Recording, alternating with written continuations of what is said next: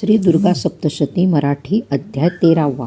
मेधा ऋषींनी देवी महात्म्य वर्णिले. विष्णू माया शरणांगता स्वर्गमोक्ष देते. राजा सुरथाने ऋषींना नमस्कार केला.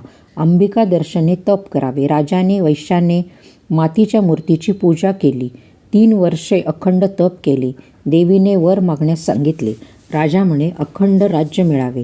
देवी म्हणाली, थोडेच दिवसात तुझी इच्छा पूर्ण होईल.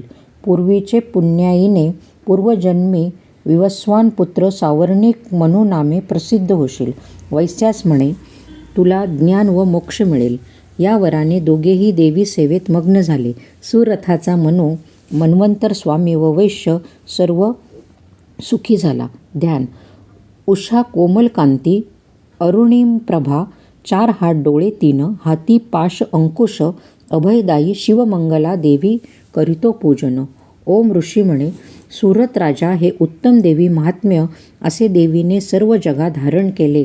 असे देवी सरस्वती भगवान विष्णू मायास्वरूप या योगे स्तुती पाठे वैश्य भक्त आहात मोहित.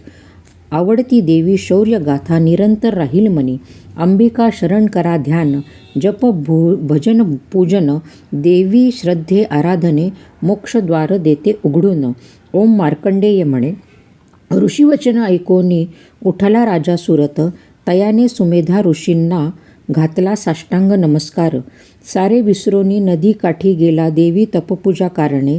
मित्र दुःखी बंधू समाधीवाणी याचे सह केली सुरुवात राजाने. समाधी वाण्याने देवी सुक्त पठणे, साधनेस केला आरंभ वाळवंटी मूर्ती करून. आपला आहार नियमाने निराहार केले उपोषण. मंत्रोपचारे मनपूर्वक केला आरंभ चिंतना. विरक्ते दोघांनी 3 वर्षे केली समाराधना.